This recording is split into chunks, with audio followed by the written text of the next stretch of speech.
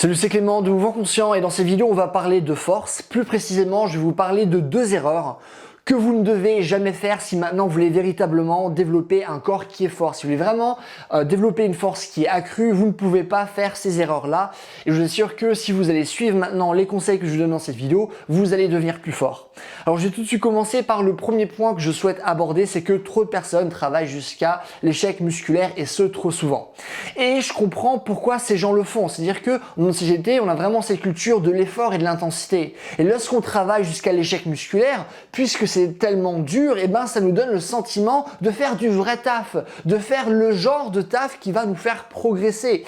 Et du coup, vu qu'on travaille avec une si grande intensité, ben on s'imagine que notre corps, par la suite, ne peut que surcompenser et nous rendre plus forts. Et en effet, il y a une certaine part de vérité par rapport à cette argumentation. Mais il faut faire preuve de beaucoup plus de nuances parce que cette argumentation, elle est très limitée. Certes, ça peut être intéressant de travailler jusqu'à l'échec musculaire lorsqu'on parle de force, mais dans certains cas, mais la plupart du temps, ce n'est pas vraiment le cas. Et en fait, si on regarde maintenant les grands athlètes de force, ils vont rarement travailler jusqu'à l'échec musculaire, ok? Ils vont rarement travailler leur max, ils vont rarement tester leur max lorsqu'ils vont faire un exercice. Ils vont le tester par exemple tous les je sais pas combien de mois ou par exemple logiquement lors des compétitions, mais ils vont rarement tester leur max. Et du coup, comme le dit aussi le docteur Frédéric Hadfield, que vous connaissez peut-être davantage sous le nom de Dr Squat, qui du coup était excessivement bon en squat, il disait que les gens parlent de travailler jusqu'à l'échec.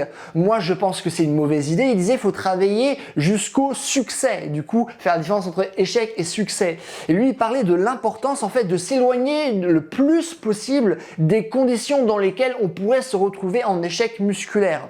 La raison pour laquelle c'est le cas, la raison pour laquelle il dit ça, la raison pour laquelle en fait les athlètes de haut niveau en force ne vont pas tester régulièrement leur max, c'est que c'est dangereux premièrement, mais c'est pas la raison principale, c'est surtout que ça va prendre énormément de temps en fait pour finalement récupérer de tels efforts. Et ça c'est compliqué parce que si on prend beaucoup de temps pour récupérer d'une telle intensité, et bien lorsque l'intensité est vraiment grande, et ben le volume va baisser. C'est-à-dire qu'on va avoir besoin de tellement de récupération qu'on ne pourra pas accumuler beaucoup de volume. Et si on avait peut-être travaillé avec moins d'intensité, et ben au lieu d'attendre 2 jours de repos, là le jour d'après on aurait refait une séance similaire, on aurait accumulé davantage de volume et du coup par rapport à une personne qui va jusqu'à l'échec régulièrement, et ben au fur et à mesure des années on accumule beaucoup plus de volume à grande intensité et vu qu'on accumule beaucoup plus de volume, et ben on va tout simplement progresser plus rapidement, ok? On va avoir de meilleurs résultats. Et ça rejoint pas mal ce que disait Vladimir Zatsiorsky, qui est finalement un des grands piliers de la préparation physique. Il disait que si on veut réellement devenir fort, et ça c'est une règle que je répète à chaque fois, c'est faut travailler avec la plus forte intensité possible, le plus souvent possible et toujours en étant frais, ok? Ça c'est très important. Pourquoi toujours en étant frais? C'est-à-dire quoi? C'est-à-dire sans accumuler de fatigue. Parce que à partir du moment où on accumule la fatigue, à partir du moment où on a besoin de trop récupérer, et ben on peut pas avoir le volume, on peut pas avoir l'intensité, c'est impossible. On peut pas être intense lorsqu'on est fatigué. On peut pas avoir de grands volumes lorsqu'on a besoin de beaucoup de temps pour récupérer. C'est pour ça qu'il y a cette règle-là. La plus forte intensité possible avec le plus de volume possible, toujours en étant frais. Donc nous, ce qu'on essaye de faire, c'est cumuler le plus de volume de qualité à forte intensité. Et donc, pour cumuler le plus de volume à forte intensité et ceux de qualité, eh ben, il faut être suffisamment frais. Et vous n'allez jamais être suffisamment frais si vous travaillez tout le temps jusqu'à l'échec musculaire. Donc ça, c'est le premier point que je souhaite aborder. Le deuxième et dernier point que je souhaite aborder, c'est que c'est important de travailler votre capacité de travail. Je vais vous donner un exemple précis. Par exemple, vous êtes quelqu'un de sédentaire, vous voulez apprendre à faire la traction à une main et du coup vous commencez à faire pas mal de travail unilatéral pour justement réussir la traction à une main. Et ça c'est une très mauvaise chose parce que ce n'est pas parce que théoriquement vous êtes capable de faire quelque chose que vous devriez le faire pour autant. Certes, vous pouvez faire ça, mais ce que vous allez faire pendant 4 ou 6 semaines, vous allez vous blesser, vous faites ça pendant 2 ou 3 mois, vous chopez une tendinite parce que vous avez fait trop de choses trop rapidement et vous n'avez pas laissé l'occasion à votre corps de s'adapter par rapport à ce genre d'effort. Et du coup, nous, ce qu'on doit faire, c'est justement créer notre capacité de travail pour permettre à notre corps d'encaisser ce genre d'effort. Et si ce travail n'a pas été fait en amont, eh bien, il ne sera pas capable d'encaisser ce genre de choses et du coup, après, vous allez vous blesser, vous allez avoir typiquement des blessures de surutilisation comme les tendinites.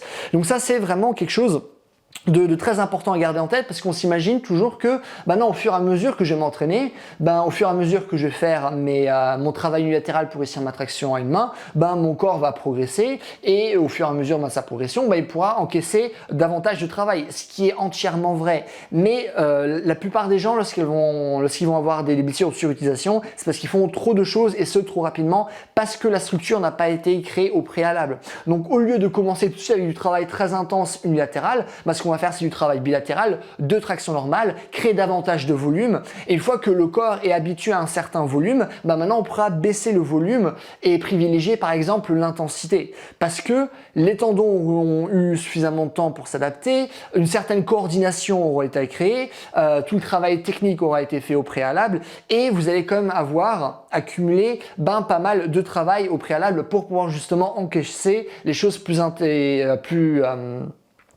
intense par la suite. Excusez-moi, j'ai du mal à parler aujourd'hui.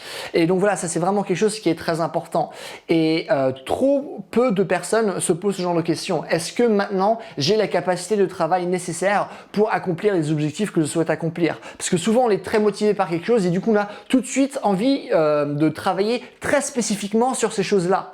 Et ce qui fait sens, ok, qu'est-ce qui va nous faire le plus progresser par rapport au mouvement qu'on souhaite atteindre? Justement, se mettre dans une situation où on va essayer de travailler ce mouvement spécifiquement. Parce que notre corps s'adapte de manière spécifique. Mais avant de pouvoir travailler de manière spécifique, c'est toujours bien d'avoir une fondation qui va être plus générale pour pouvoir encaisser ce travail spécifique, pour pouvoir encaisser un travail plus intense et ce sans nous blesser ou sans tomber rapidement sur des plateaux. Donc ça, c'est vraiment deux choses qui sont très importantes. Premièrement, ne pas travailler régulièrement à l'échec. Deuxièmement, créer une bonne fondation, créer une capacité de travail avant de faire des choses très intenses ou spécifiques. C'est des choses qui s'appliquent en force, mais des choses qui s'appliquent aussi en souplesse. Il y a par exemple certaines techniques de souplesse, si vous n'avez pas créé une bonne fondation au préalable, vous allez tellement rapidement vous blesser, c'est un truc hallucinant. Surtout si vous faites par exemple du travail de battement, ça c'est comme on peut voir par exemple dans certains arts martiaux, ça si vous n'avez pas créé une bonne fondation au préalable, ça va être très dur pour vous d'encaisser suffisamment de volume sans vous blesser, ok? Donc vraiment ça c'est des choses très importantes, vous appliquez ces conseils, vous allez avoir des résultats, c'est excessivement important et c'est tout ce que je voulais dire dans cette vidéo. Donc voilà, si vous avez des questions, des choses que vous ne comprenez pas, n'hésitez pas à les mettre dans les commentaires, je réponds à tout le monde comme d'habitude.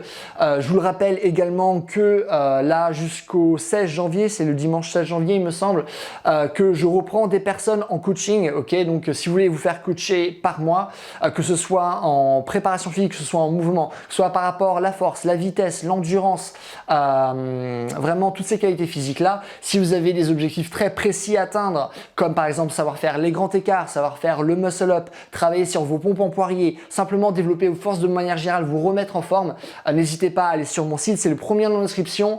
Et donc voilà, en attendant, passez une bonne journée, bye!